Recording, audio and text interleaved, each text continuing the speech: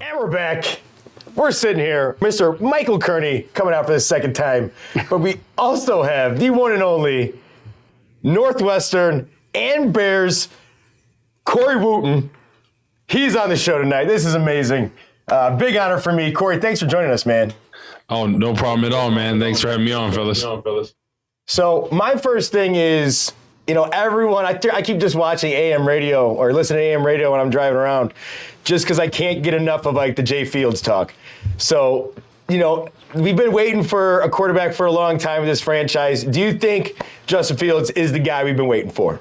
1,000%. There wasn't a doubt on my mind when he first got drafted last season. He was my number one quarterback coming out of that 2021 class. I liked him over Trevor Lawrence. I liked him over Zach Wilson. I feel like the Bears got their guy, and it took some time, right? I think the biggest thing is not every coach can game plan for a quarterback, right? You have to do what he does well.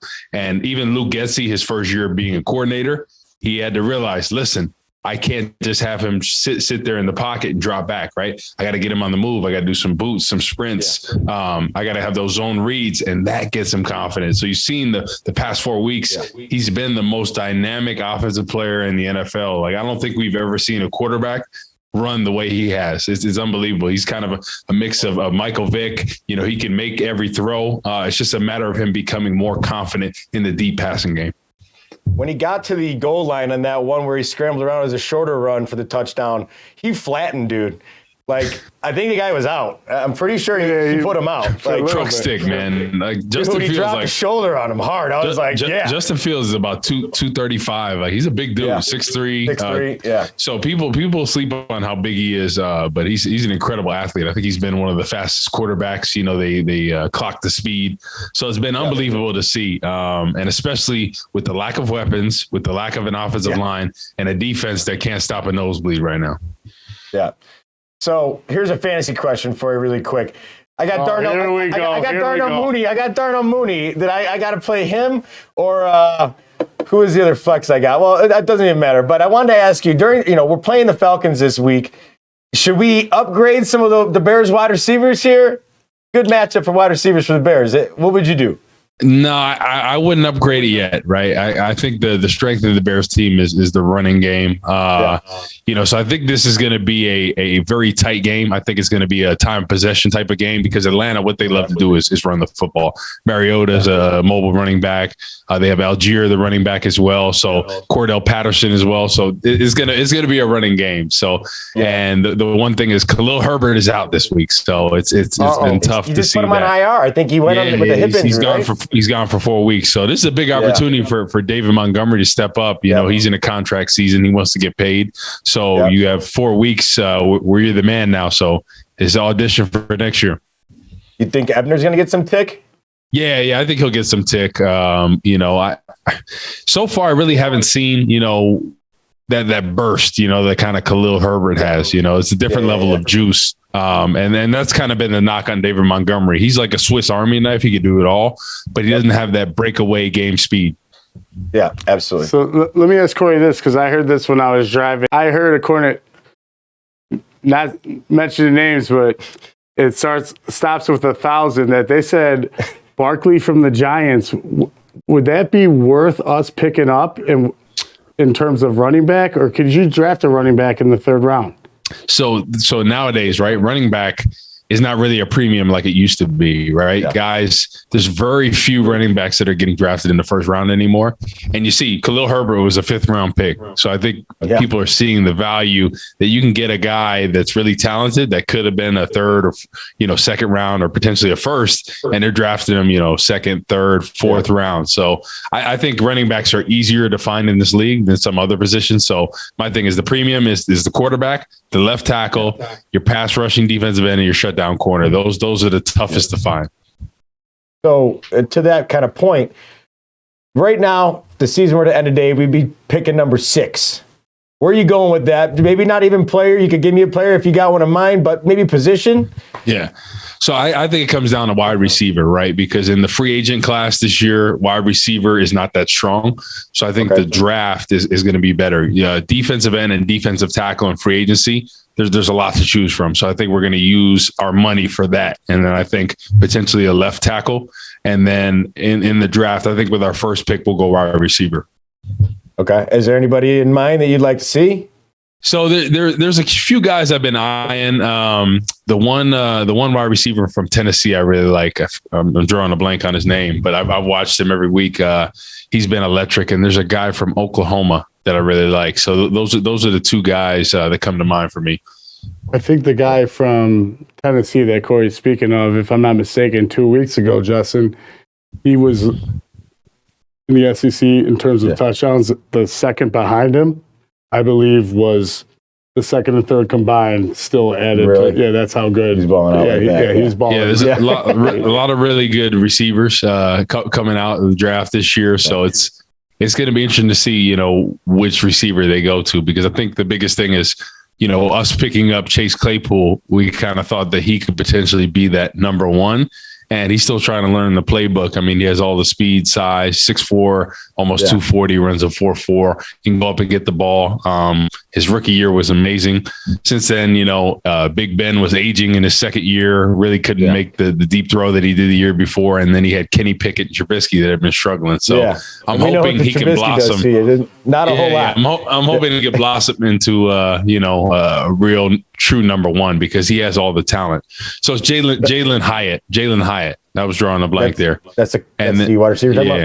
Yeah. Well, exactly. From Tennessee. Going back to Justin's weak fantasy team, Corey. Guess who's got Claypool on his fantasy team? So anytime, you started him. I think you started him last 2 weeks. He hasn't done anything. He's on the bench. So. Don't worry about it. He's on the bench now, but we won't get into that.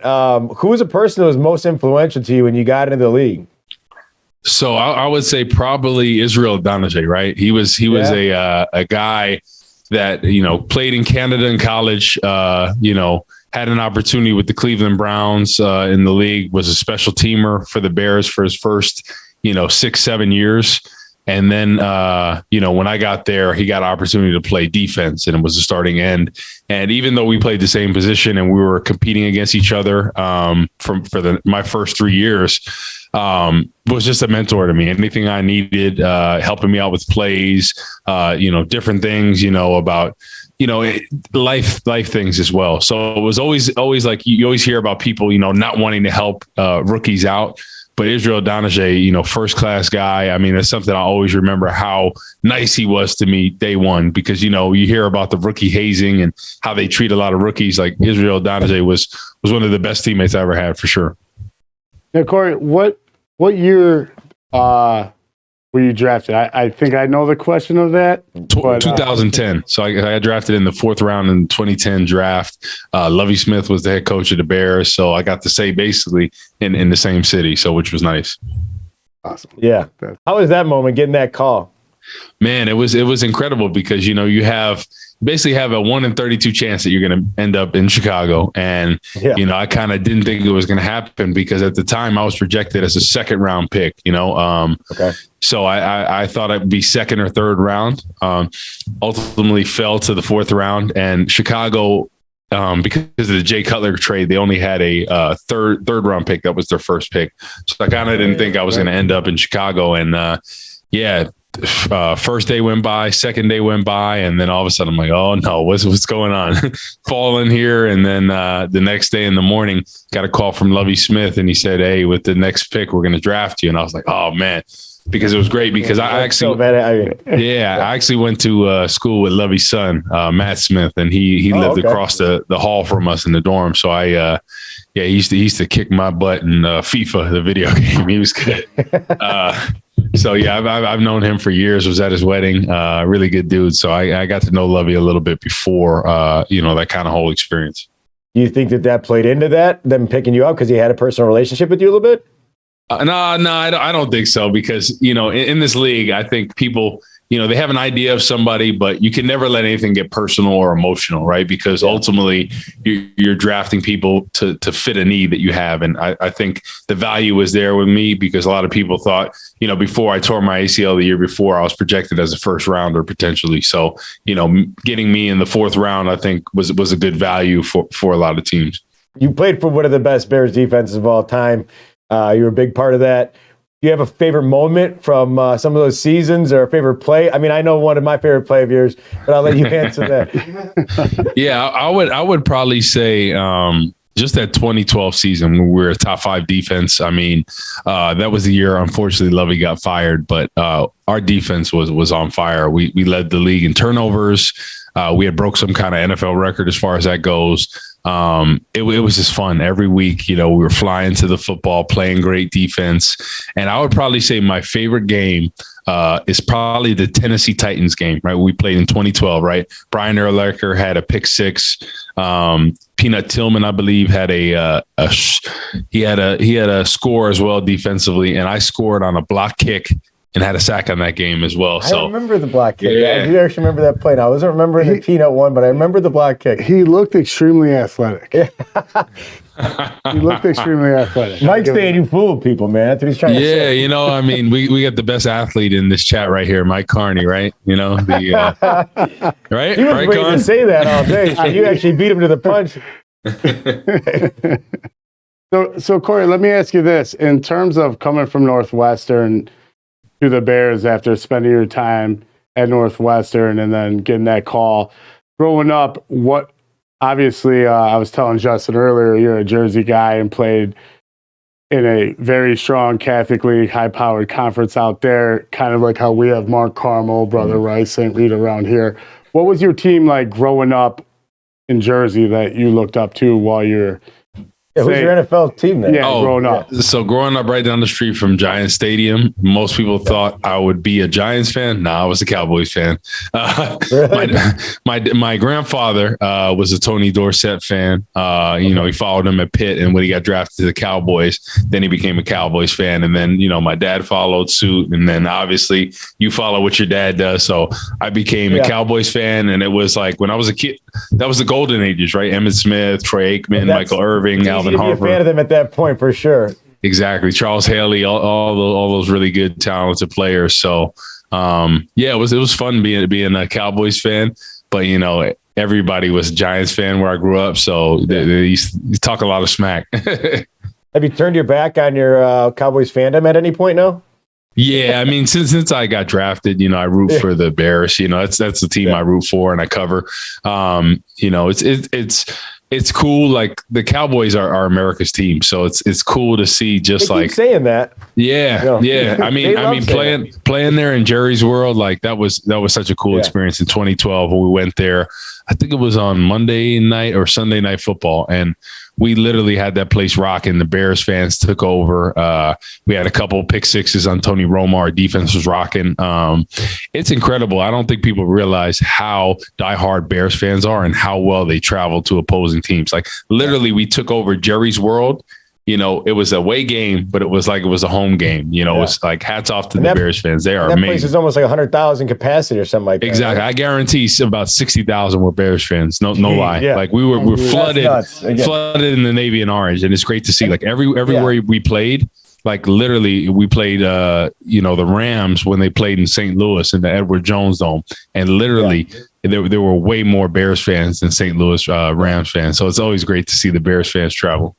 So sorry to stop talking about Bears, Justin, but going back, what about college? What was the coolest thing in the Big Ten or outside non-conference Big Ten that you saw in terms of stadium-wise or atmosphere where you walked into a place and you were like, all right, we got to be about this mindset. We got to be ready, boys. So there's 3 places that come to mind for me, right? Ohio State, right? That place is rocking. Michigan, the Big House, and then Penn State. In my opinion, I think it's probably one of the loudest stadiums out there. The whiteout over there. We are Penn State. That chant, like it was the loudest thing I ever heard. Like those 3 stadiums you just named, those are 3 of the biggest stadiums in the world, or like in North America for sure. Exactly. Like Michigan is not that loud. It holds a lot of people, but Ohio State and Penn State, unbelievable. And underrated one is Iowa. Our boy Tony Moyaki, Mike. I played against him a bunch of times there, and I got the better of him. So he talks all this smack about how Northwestern is this, that, and the other. Here we go. Hey, the thing is, Tony, when I was there, baby, when I was there, We got the best of you. You know, that pink locker room that they put us in. They try to play a mind game with you, right? They put you in a pink to make you soft. You know who's soft? The Iowa Hawkeyes. Tony Moyaki and them. The Fighting Moyakis, all right? We got the best of you, Tony. All right, tough guy? No, Give Moyaki on the horn. No. Now here we go. No, Tony, let me ask you, as a personal friend of yours, and obviously you love golf, and so does Tony. Who would win in a golf match? Who, if you already got the best of them, you think Tony would allow that 2 times in a competitive spirit? That not saying Tony or you are competitive, no means, but who would you get the best of him again in the golf game, you think? I haven't seen him play in a long time, so I think we've come a long way. But I think you can answer this because you've seen both of our swings pretty recent, and I'll put you on the spot. Who do you think is a better golfer? Better answer very carefully. No, I'll be honest. I think I would take Corey if I was to be a betting man, but I don't gamble at all. Yeah. I'm not competitive. Not competitive, not so a gambler. I would, and I have no friendships that I really don't like either of them. I would just say, I'll see you later. Bye, guy. No, but Tony's amazing. Corey's amazing. They're steps ahead of me. But Corey's golf game is better though. We're editing this, so I would take Corey, but Tony is. He beats you, obviously. Tony still beats you. Yeah, we'll see about that in a couple of weeks. I got a new coach. Oh, we gotta clip that one. That's a smack talk. I got a new coach. He abandons me at time when he starts doing well. But my new coach, he's pretty tall. Yeah. But when he's teaching me right, Justin.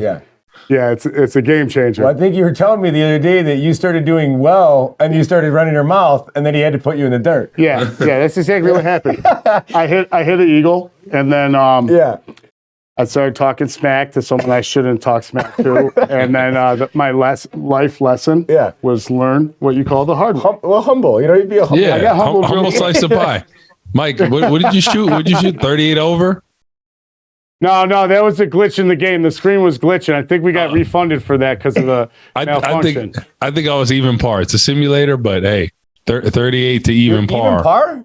Yeah. On a simulator. No, it's still though. My tall coach, that's over 6'6", not mentioning names, said, if I was talking smack, he said, you want to beat me on a simulator? It's just a simulator. So obviously there's malfunction. These two, But I can't golf. I can't putt on those simulators, man. I can't figure this one was pretty accurate, though. Right, Mike? It's pretty accurate. The same place? Yeah. I like to think we're at the same place. Well, and I actually want to hit you on a couple of NFL questions as far as, this week coming up, the lineup. Do you have a game that you'd be locking in? Obviously none of us are gamblers here. But if you had to say, like, this game, if you were going to gamble, who would you put your money on this week? Is a pure lock. Like that's definitely winning. Lock. You know it's happening. I would probably say this week I'm going to say Green Bay. Right. I think last week was a huge win. Give me Green Bay on the money line. Because aren't they playing right now, Corey? Yeah, they're playing right now, right? Yeah. But after the win last week against the Cowboys was huge, Mike. We were watching that game, right? Against his old coach, and Aaron Rodgers kind of does this every year, right? Where sometimes he's struggling, they're struggling to get wins, and he's not looking so good, and then all of a sudden he has that one win that starts changing the momentum, and then all of a sudden they start fighting for the NFC North again. Not saying they're going to win it this year, but I think this week he gets the dub against Tennessee. I feel pretty confident. They got to run like that in them this year with that roster? My thing is like this. I think Aaron Rodgers, in my opinion, is one of the most dangerous quarterbacks.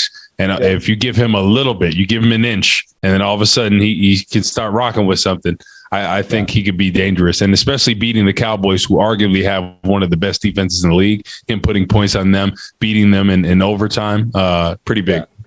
Well, Jay Fields torched them too, so it's not like he's that good. I mean, Jay Fields ran all over him. So exactly. But I mean, as far as Justin Fields, like what he can do is different, man. There's not too many guys running on people like that. Even Lamar Jackson this year, he hasn't had too many games looking like Justin Fields. So, I mean, with Justin Fields, you would think that as his career goes on, they're gonna he's gonna run less and less, get sharper, throwing the ball, or just less designed runs, just for trying to keep him healthy, right? Or no?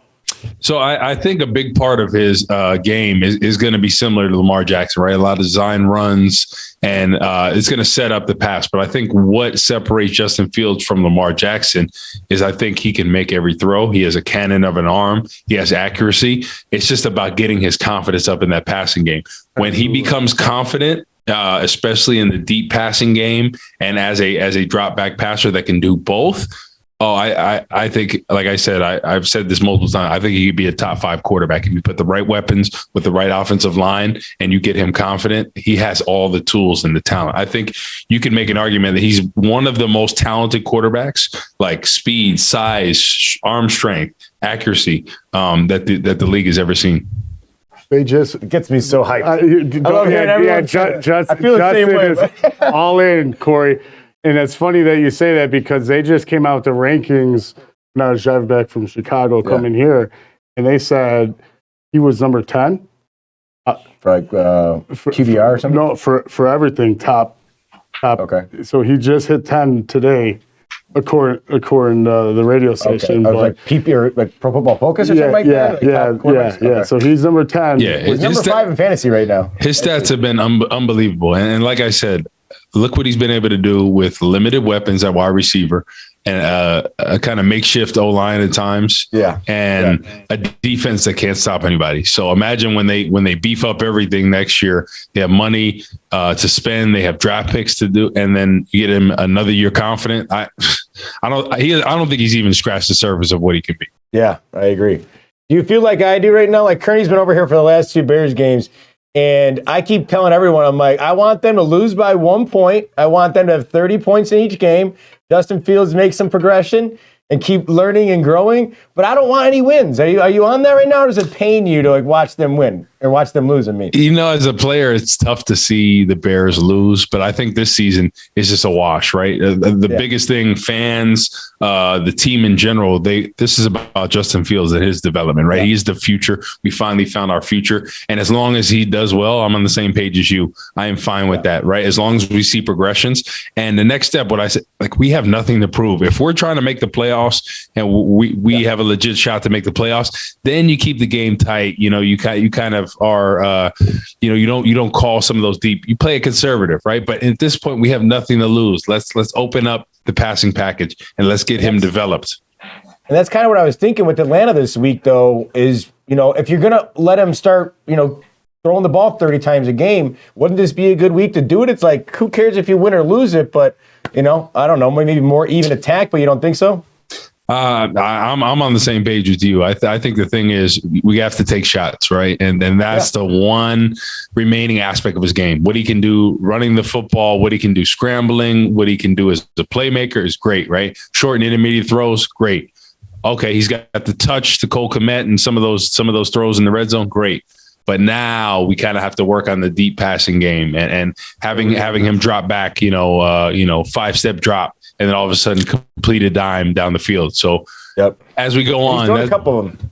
Yeah, no, he could definitely do it. It's about stretching the field more because they get too conservative. And I understand being run heavy because you're trying to protect everything, but setting up the run is great with play action, right? That opens everything up. So that's what we've seen. I love the play that they had off the top of the game and the Cowboys to St. Brown. They took a 50, 60-yard shot and Justin Fields came up short, but that's like a perfect opportunity to start off the game and try to blow the top off the defense. Why not take a shot, right? Put it only where your guy can get it. You overthrow him, so what, right? Like in golf, Kearney, never leave the birdie putt short, never leave the deep pass short. That's what my coach tells me. I'll ask you this. What would be better for you, to have 300 sacks in the NFL or still to have the hit that you had on a guy who wore number 4? I would probably say 300 sacks for sure. I knew that. But then I'd be in the Hall of Fame, and nobody would ever touch that record, right?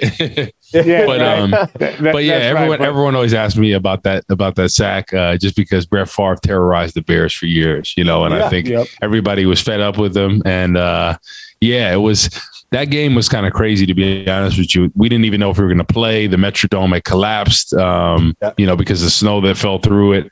It was at Minnesota, correct, Corey? Exactly. Yeah, and then you know how they're playing in Detroit this week. They were trying to organize a game potentially to play on Monday night, like a doubleheader, to play in Detroit.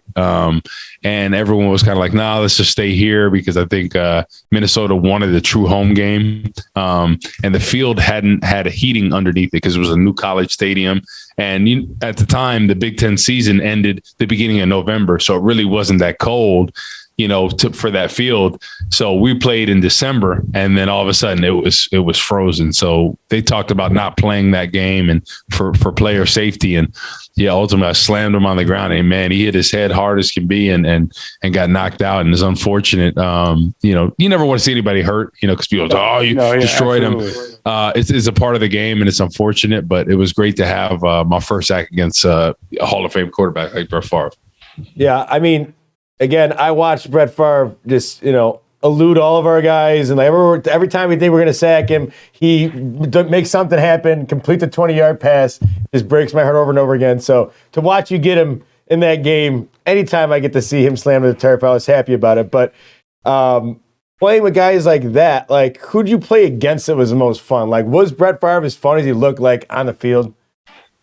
I would say probably the most fun to play against was probably Aaron Rodgers, right? Because in my opinion, like I played against Tom Brady, I played against guys like Aaron Rodgers, and Aaron Rodgers keeps you up at night a lot more than Tom Brady, to be honest. That's no disrespect to the GOAT; he's got all the rings, but I think people, if you polled 99% of defensive players, especially when I played, that 2012, 2013, 2010. That range, they would say they're more scared of playing against Aaron Rodgers just because of what he can do. Never seen a quarterback that completes the ball more on the run than he can in the pocket, and he's still really good in the pocket. So and I got something funny to interrupt Corey, and I think I never told him this. That NFC Championship game where Urlacher picked, right? And then Green Bay ended up going on, but Cutler got hurt. Yeah. I was working for a company called Monterey Security, and due to my cousin's military experience, I was on the sideline. And as Corey was on the bench, and we're right around the same age as us, I was 5 feet from Corey. I had no idea who he was. And you can't turn your back to the fans and look. I saw Corey walk out. I turned around. I was like, I think he's only like 6'5". He must be lying about his height. That's what I remember from that game. And now we're friends. Oh my gosh! So what does that make you? 5'8"? Justin's 5'8" on the roster, which means he's 5'6". Because you know how you got to add a couple inches and a couple pounds. He was this schmo. Yeah, this extremely athletic looking guy. I was like, who's this guy with limited biceps and shoulders? And he looks like he doesn't. So he does remember me. Okay, we got one from the director back here. Oh yeah, good point. What's going on behind you? What's that picture of? That's a picture. Oh, this way. Let me go this way. It's a picture of myself from my rookie year. So Brian Urlacher got that for us. It's a special photo. Let me see if I can. My way, I can't even. So it's me like an action shot, and they have everybody else blacked out in there. So it's a pretty dope picture. You see the biceps, Kern. I have always done curls. Karn, when you're in the 20 club, then holla at me, man. I've been on 22. Oh, here we go. I'm not talking about. That's it, man. Thank you so much for coming on. I really appreciate your time, Corey. Yeah, no problem at all, guys. You guys have a good one, man. And you said you're going to be over at Crazy Pour this weekend in Villa Park? Yes, sir. Cool. Well, then, I'm gonna stop over there. We're gonna see some Bears. Hopefully, they lose by 1. And absolutely, hopefully, we can do this again soon, man. Yeah, and maybe we get you over to the studio at some point in time. Yeah, thank you guys. Appreciate it. Awesome. All right, Corey. See you Sunday, man. Yep. That's Corey Wootton, everybody. Bonfire Panthers signing out. There we go. Keep stoking those fires.